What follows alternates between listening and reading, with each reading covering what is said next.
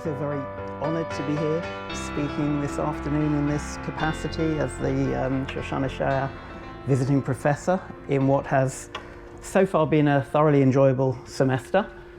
And I hope that survives the next hour or so. This is the first of 3 lectures, as mentioned, and while each is entirely self-contained, it turns out that together they form an almost Kantian arc, albeit out of order, inasmuch as I appear to be presenting today a sort of ethics, on Wednesday a sort of epistemology, and in a couple of weeks' time something that approaches an aesthetics. It also turns out, a little bit embarrassingly, given that I hope I have a good few years left in me, to be something of a career retrospective to this point. With tonight being based on ideas that I first presented it in my first book, 2 Models of Jewish Philosophy, as mentioned. Though given that book is now far too expensive for anyone to afford, including myself, hopefully it will be novel to everybody. Next time I'll be drawing on the more recent Nietzsche work, and the final lecture will be introducing the germ of what I hope will be the next major project. So with those words of introduction out of the way, let's turn straight to today's topic. For today I wish to explain, or at least briefly sketch in a manner that will try to avoid undue technicality to the extent that's possible, why I am a deeply unprincipled individual. I'll begin by laying out 1 or 2 assumptions that I'll be making here.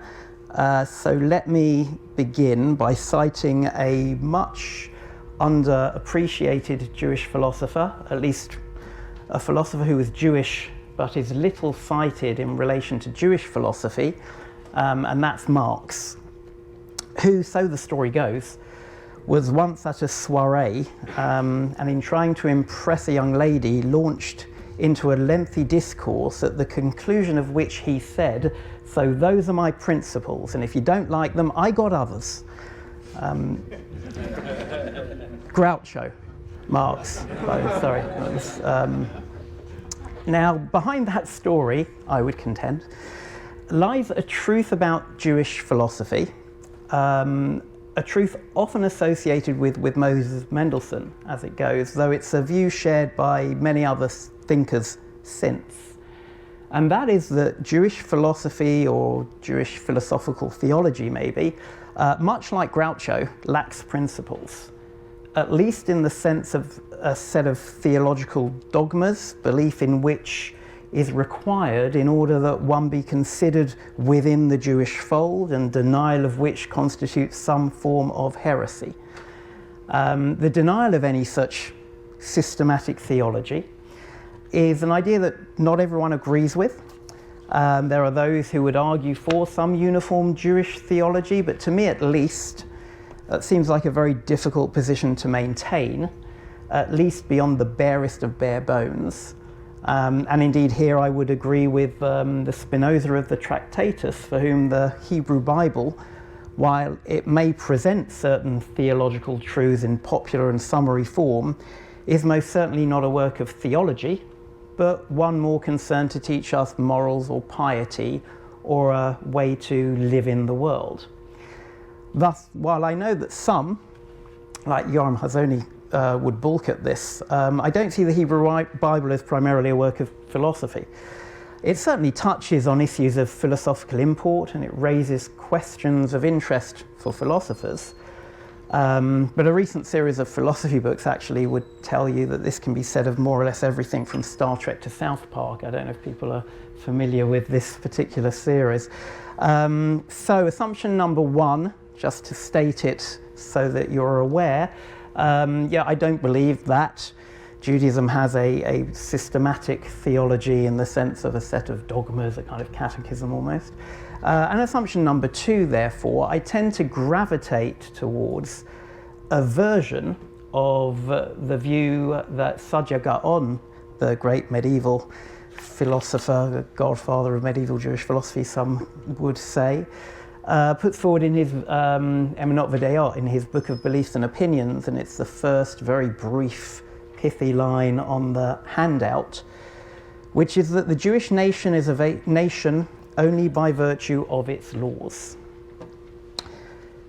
Now, I say a version of that since I don't want to limit this to Sadya's rabbinic take on what those laws ought to be.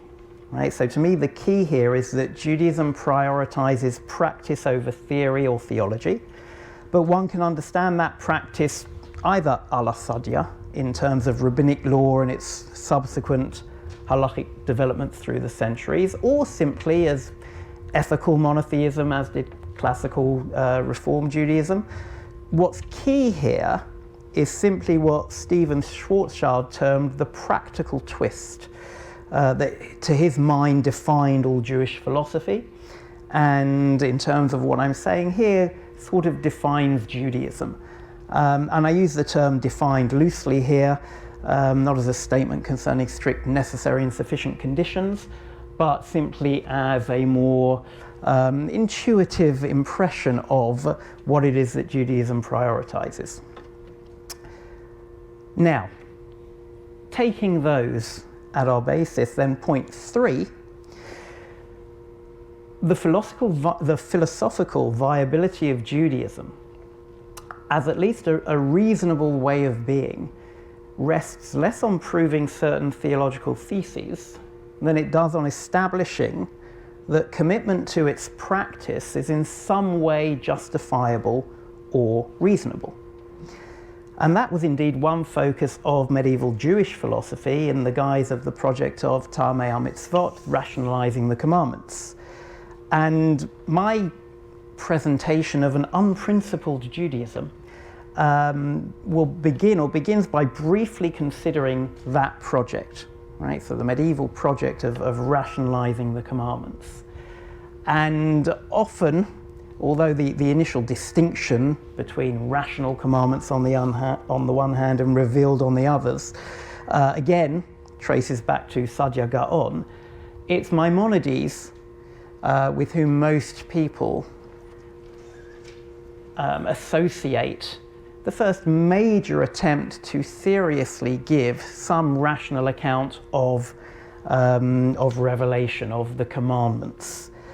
And indeed, he actually devotes more chapters of the guide to that issue than to almost any other, possibly to any other, depending how you see the opening 49 chapters. And of course, his analysis is notoriously problematic. For Maimonides gives us a teleological justification of the commandments that many argue empties them of their Jewish content. Effectively, and as is the case with any statement about Maimonides, statements about Maimonides are like the definition of philosophy that was given to me by my PhD mentor, Professor David Hillel Rubin, who, when asked to define philosophy, defined it as the discipline in which every statement is controversial, including the statement that philosophy is the discipline in which every statement is controversial. And that applies very much to anything that I proceed to say about Maimonides, but Maimonides more or less seems to argue that the commandments are a means to an end, that end being intellectual perfection, the actualization of the form of man given his Aristotelian philosophical backgrounds. Now, I'm not going to go over the very well-trodden ground of expounding on Maimonides' entire account of reasons for the commandments. Many have stated the various problems that accrue to his position.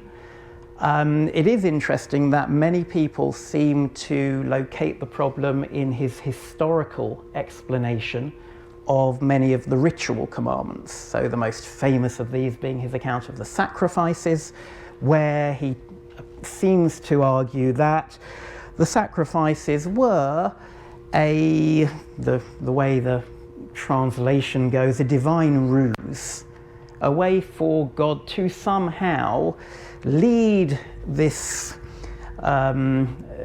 Israelite rabble of recently released slaves with no philosophical background whatsoever away from the pagan beliefs in which they had been, or amongst which they had been living, and therefore had to some extent taken on, and trying to wean them away from those beliefs by actually using certain basically idolatrous practices. So the idea being that the Israelites believed that the way you communicate with God, obviously, is to feed him, to give him sacrifices, because that's what, at that point, was the belief in the ancient Near East. Right? This is Maimonides' account. So, whilst God would have liked to have, again, so to speak, God would have liked to have got rid of such idolatrous practice altogether, he realized that he couldn't do so. Because for a God to come along at that point and to say to these people, all you have to do is talk to me, they would have just said, well, that's not God. That can't be God saying that, because we all know that God needs a reach nichar. He needs a pleasant odor from the sacrifice that we give him. Therefore, God has to deal with the cards he's been dealt and has to utilize these pagan practices, but purify them. So suddenly they can't be done anywhere or by anyone or at any time. They can be done in the temple by the priests at specific times, to lead people away from their pagan beliefs, but to utilize those pagan practices in a way that will take them to a belief in monotheism. In that way, you can maybe understand how what seems to be a meaningless practice that certainly has no relation to intellectual perfection actually does have a relation to intellectual perfection, because it's encouraging belief in monotheism. This is the historical account. There are many who are critical of that account, primarily because it seems to mean that many of the commandments are past their sell-by date. Nobody in this room, I assume, believes that the only way to communicate with God, if one believes in such things at all, requires animal sacrifice. Therefore, these commandments are no longer relevant. There are those who argue that, well, the question that Maimonides is trying to answer here is not the question of why ought I perform the commandments, it's to rationalize why God would have given the commandments. So the problem isn't that Maimonides is trying to justify to people themselves why they ought to practice. What he's trying to do is explain that the commandments aren't arbitrary and they reflect a rational system that there would have been good reason for a God to have given at that point. And that's the way certain people get out of this problem, by saying, well, he was never trying to do that. I don't think that actually works, because it still doesn't explain why God would command them as eternal laws. But nonetheless, I actually don't think the history is the problem at all.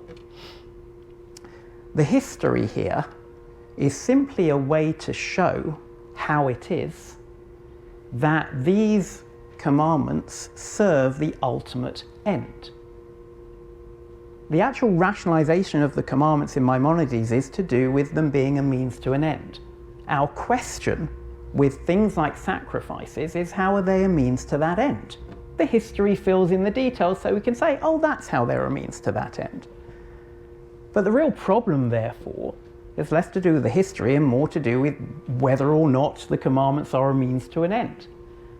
And given that that is the general structure that he suggests, the most penetrating critique of his approach is that levelled by the 20th century thinker Joseph Soloveitchik, who writes, and this is the second quote on the handout, "Whenever the causal question is raised, the philosopher must transcend the boundary line of religion in order to find his answer, which lies beyond the religious domain. Both mechanistic and teleological concepts of causality explain the effect through the existence of an alien factor, be it within or without the system. In rationalizing the commandments genetically, Maimonides developed a religious instrumentalism. Causality reverted to teleology, the Aristotelian concept of causa finalis, and Jewish religion was converted into technical wisdom." For Soloveitchik, the problem with Maimonides' account is it presents a form of, as he puts it, religious instrumentalism, whereby the commandments are taken to be a technique for the achievement of a universal human end based on a universal Aristotelian anthropology. Now, on the one hand, one assumes that one could reach that end in all manner of different ways, and thus the obligatoriness of the commandments doesn't seem to stand up to that account, unless you think that that genuinely is the only rational way to achieve that end. There are those who think that Maimonides might have thought practically that was the case. In principle, though, it's virtually impossible to believe that he would not have thought there were alternatives. In terms of those who were intellectually perfect according to Maimonides, suffice to say Aristotle seemed to have done a pretty good job without observing the commandments. It seems then that Soloveitchik is concerned with this religious instrumentalism, with rendering the commandments a means to an end. And what's interesting is, note his reference in that quote to factors whether they are within or without the system. The problem isn't even that they lead to some external, for him, Aristotelian end. If you're explaining them by reference to what it is they lead to, then Soloveitchik's concern is that you empty them of their particular content. They're a means to an end, whatever that end might be. The meaning of the commandment in itself seems to fall out of the picture. It's simply a kind of, a causal nexus that takes us from A to B. So Soloveitchik wishes to take a different tack, building in part on a critique of naturalism, actually, with respect to the social and human sciences, which in this context refers to the application of the scientific explanatory method to those disciplines. For Soloveitchik, a rationalization of the commandments need not explain them by subsuming them under general laws at all. Soloveitchik here pulls on the 19th and 20th century distinction between the natural and human sciences associated with the works of Wilhelm Dilthey, for example, but that I'm going to illustrate with the third quote on the handout from Hans-Georg Gadamer, which is particularly on point here.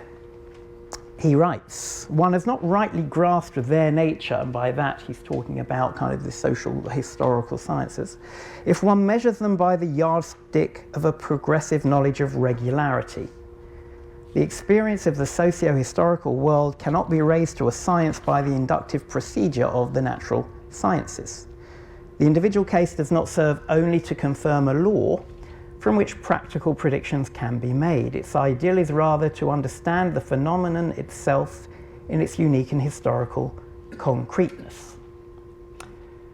For Soloveitchik, it's not whether or not the laws lead to a universal end, lead to a particular end. It's rather the whole model of justification that sees commandments as having to be subsumed under general laws that is his concern. The idea that a commandment merely expresses some more general principle is, to him, to take a scientific approach rather than to interpret the meaning of the commandment itself, the what, rather than the why. And this is really my jumping off point. For Soloveitchik seems to be questioning whether this subsumptive model, whether subsuming particulars under some general account, whether that account's causal or even if that's merely a descriptive account, can really serve to justify our practices at all. So, what I wish to do is to question this subsumptive model of justification per se.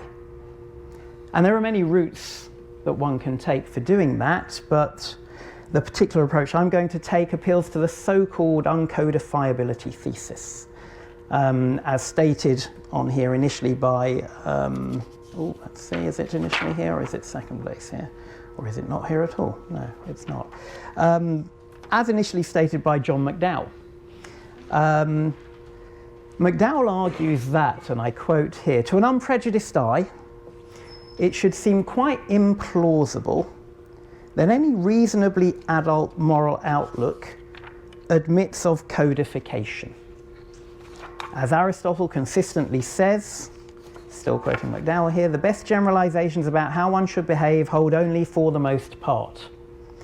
If one attempted to reduce one's conception of what virtue requires to a set of rules, then however subtle and thoughtful one was in drawing up the code, cases would inevitably turn up in which a mechanical application of the rules would strike one as wrong, and not necessarily because one had changed one's mind.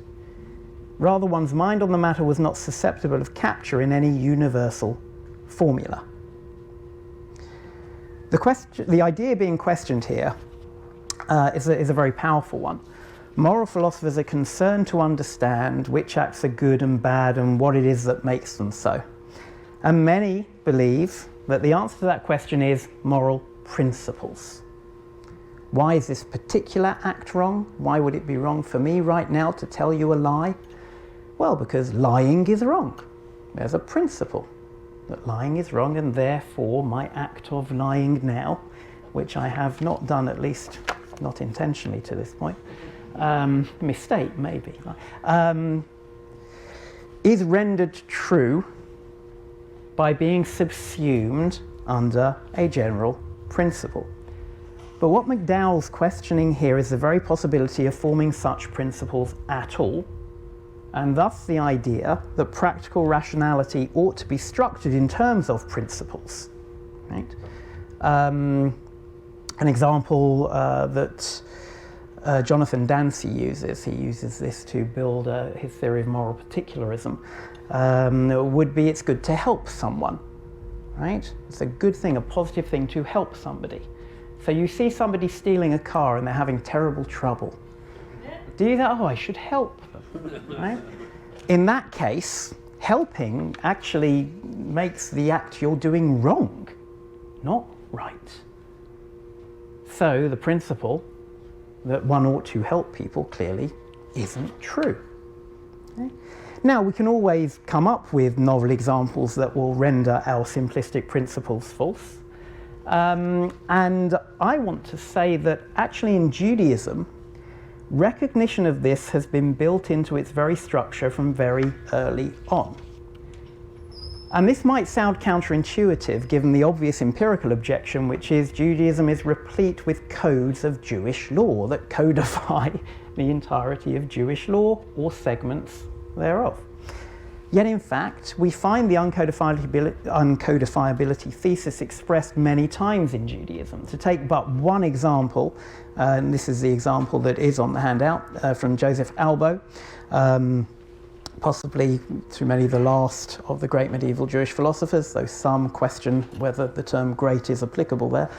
The law of God cannot be perfect so as to be adequate for all times, because the ever-new details of human relations, their customs and their acts are too numerous to be embraced in a book.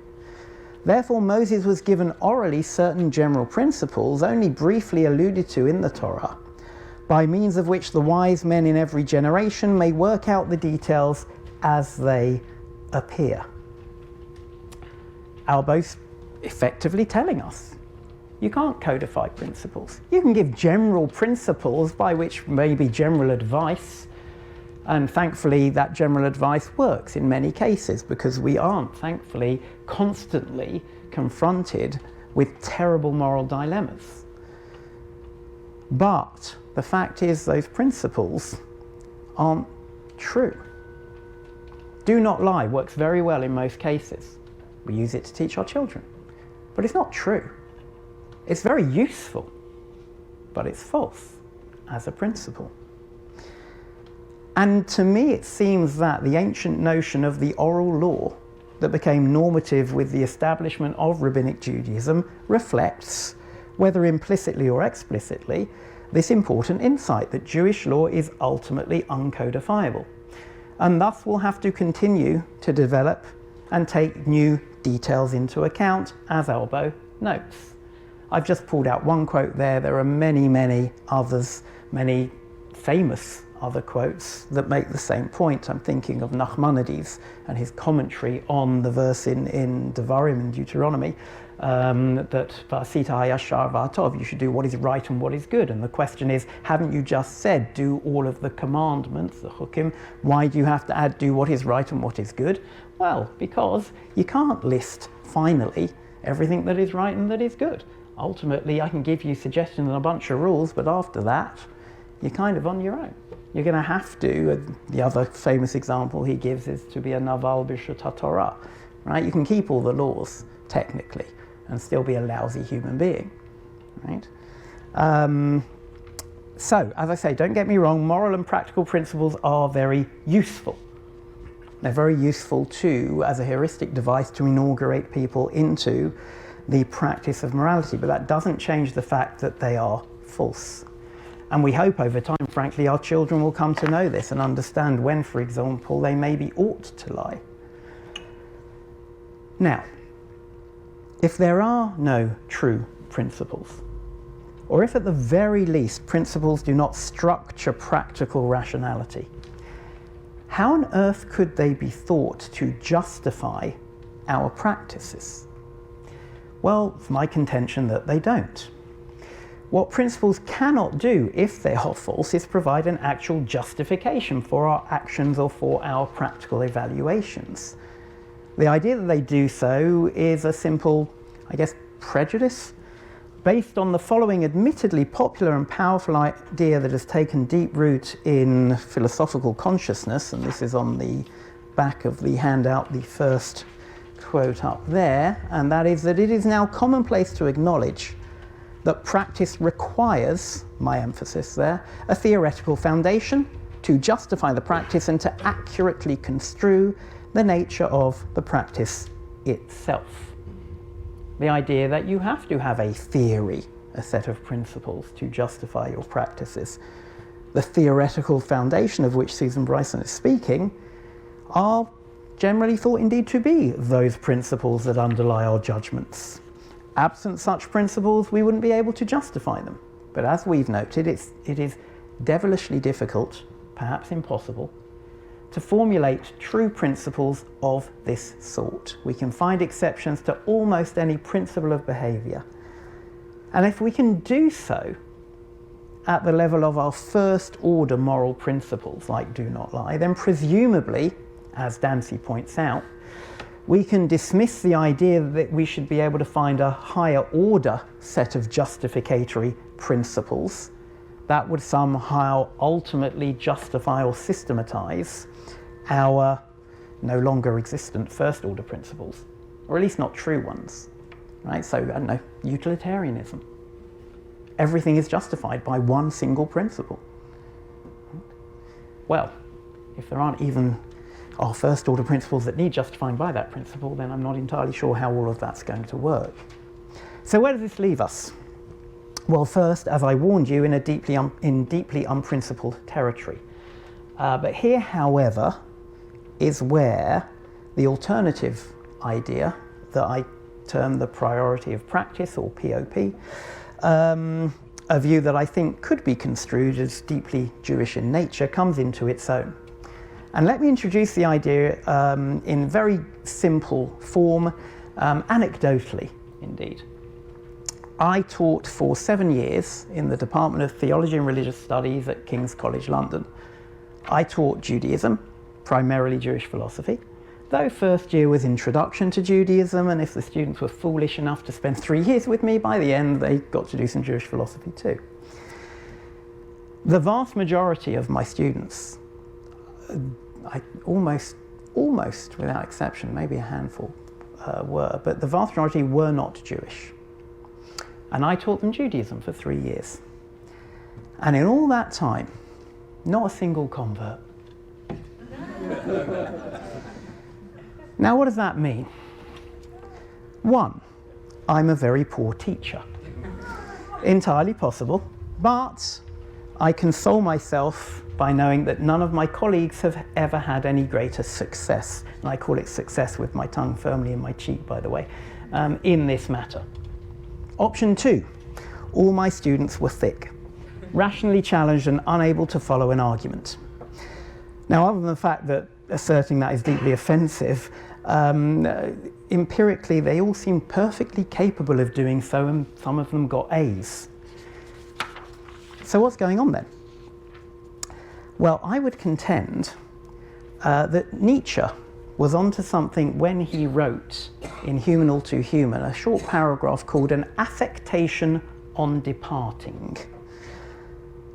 And in this affectation on departing, he says the following, I quote, "He who wants to desert a party or a religion believes it is incumbent upon him to refute it. But this is a very arrogant notion. All that is needed is that he should be clear as to the nature of the bonds that formerly tied him to this party or religion, and to the fact that they no longer do so. That he should understand what kind of outlook impelled him to them, and that it now impels him elsewhere. We did not attach ourselves to this party or religion on strictly rational grounds. We ought not to affect to have done so when we leave it." So here goes. My contention is that justification is not purely or even primarily a propositional matter. No amount of propositions can in and of themselves provide us with a practical justification. Rather, we're habituated into a practice that provides us with practical access to a form of, one might call it even knowledge, that cannot be reduced to propositional form without remainder. The priority of practice theorist holds that the rationality of a practice cannot be reduced to that of a set of discursive principles. The practice itself, rather than any alleged propositional representation of it, contains its own rationality, a non-discursive form of rationality that is irreducibly practical.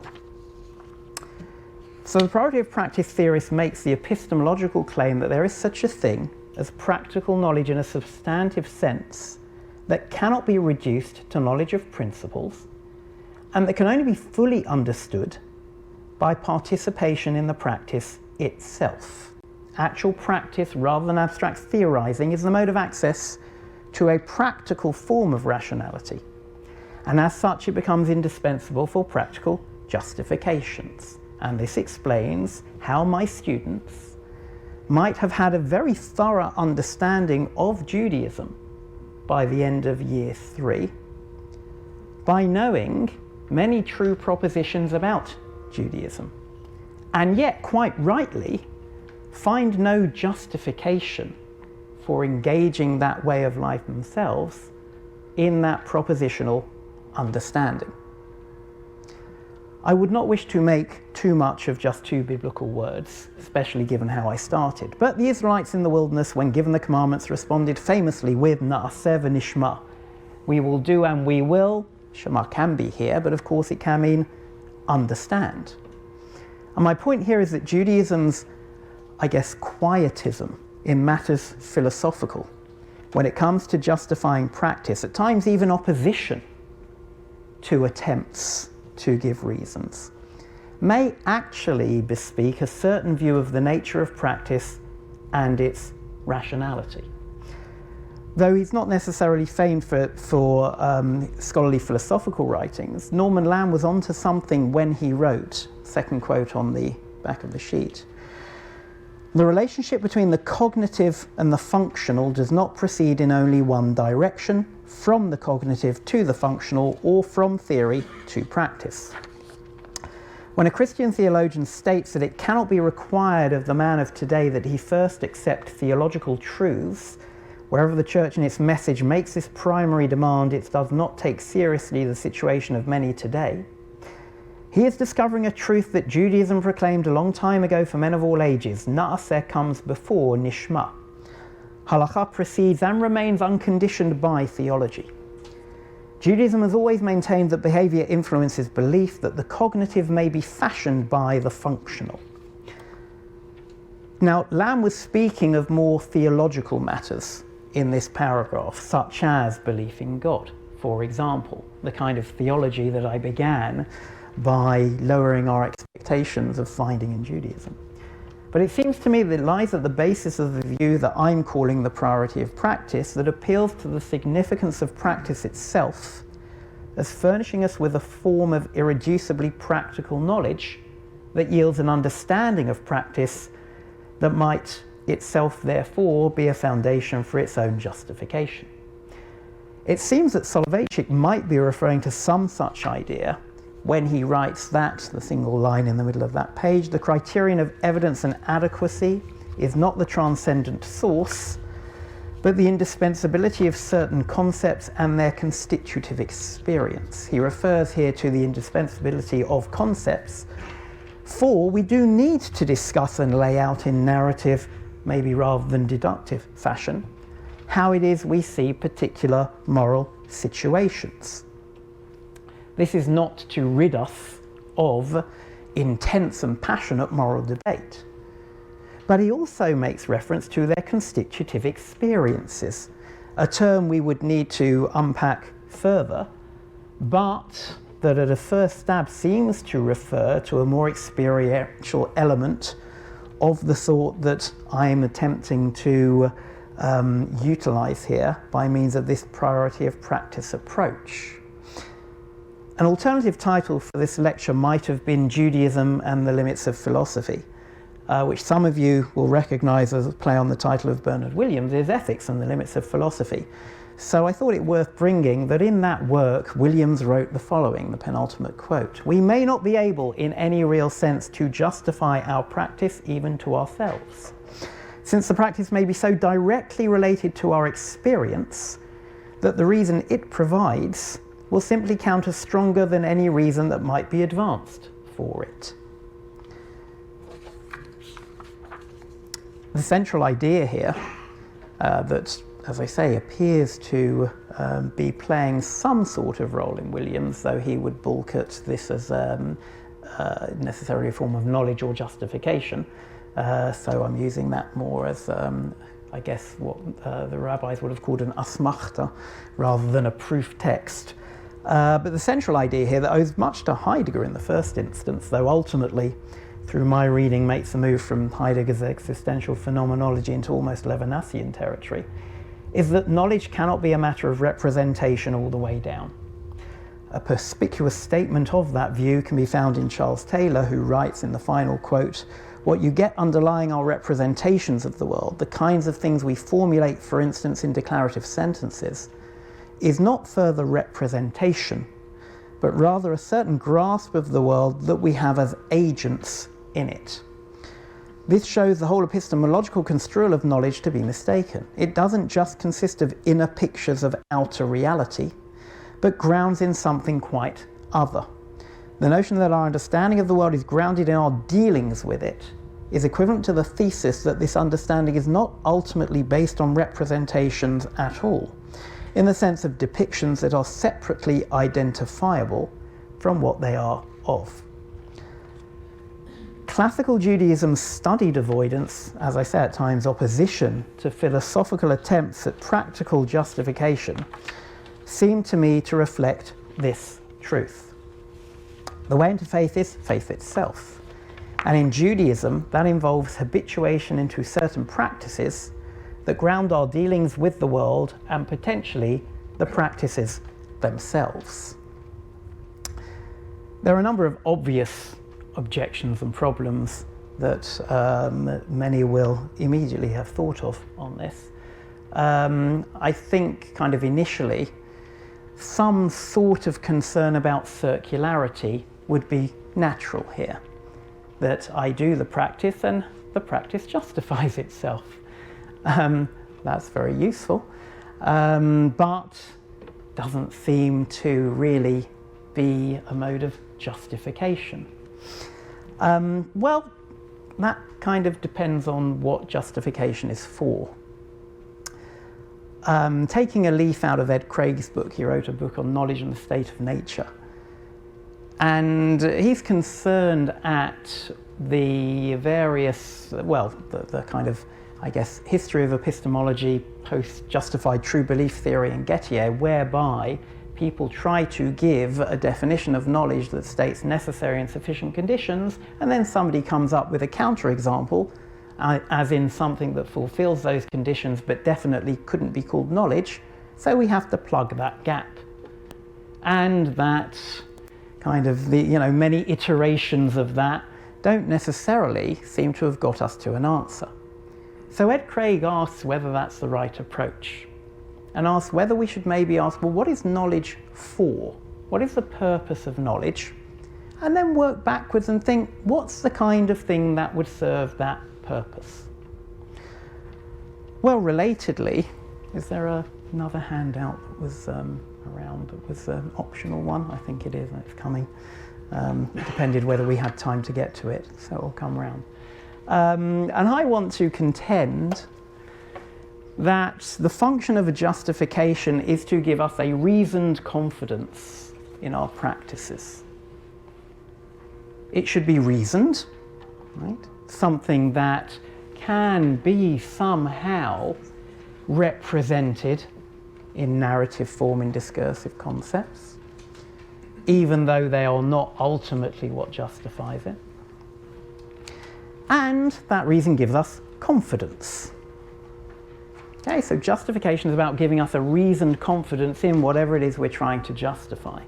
So at the theoretical level, for example, the old-fashioned priority of theory approach that we're not ruling out here, we're just saying maybe doesn't apply to the practical sphere, could be represented in the first way, right? A has a justification for S if and if. One, A's belief that S is based on accepting a propositional argument P, or A's belief that S is based on the judgment J of an expert. I just want to take testimony into account there. And two, A has confidence in his belief that S on the basis of J or P. As in, what is it, to put that in more colloquial terms, that gives us a reasoned confidence in a mathematical truth or a scientific truth, right? Well, some kind of principled account, yeah? Nothing wrong with principles. But in the practical sphere, if indeed there is something wrong with principles, that doesn't work. So the priority of practice. A has a justification for a certain action F if and if. A's disposition to do F is a result of participation in a practice P that contains the action F, our priority of practice. And A has confidence in his disposition to do F as a result of his participation in the practice. Reasoned confidence. Why do I bring that up? Well, because to me it solves the circularity problem. Circular arguments are perfectly valid arguments. They're just entirely unpersuasive. But if the practice does actually give you a reasoned confidence in your practice, then yes, it's circular, but it's persuasive. It's done the job. So I think we can avoid the circularity objection by appeal to this account of justification. There are all manner of other problems, though I'm kind of running out of time, so I won't rehearse them, because I don't want to point out all the problems with my own theory, obviously. But what I would say is that one of the things that this seems to me to relate back to is the absence of systematic theology in Judaism. Because you see, if propositional accounts do not justify practices, then ultimately the absence of the search for such a theology begins to make sense.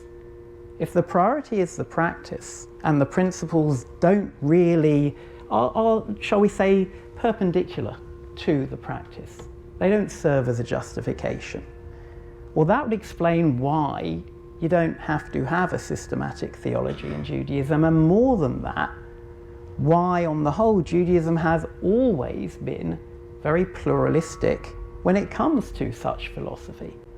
Because at the end of the day, Jewish philosophy at this point becomes something that is more to do with the scaffolding that you find convincing for the practice that people share. Going back to our medieval example, Maimonides and Judah Halevi could likely have sat together in the very same synagogue. might even have eaten at each other's houses. But Maimonides walking around in Halevi's head would have thought he was an idolater. So, I think that this, as I say, both pluralism as regards Jewish thought and this prioritizing of practice actually sit very nicely together. And Judaism's, as I say, quietism when it comes to questions of rationalizing commandments might well not simply be a form of blind faith, but just a reflection of its deeply unprincipled nature. Thank you.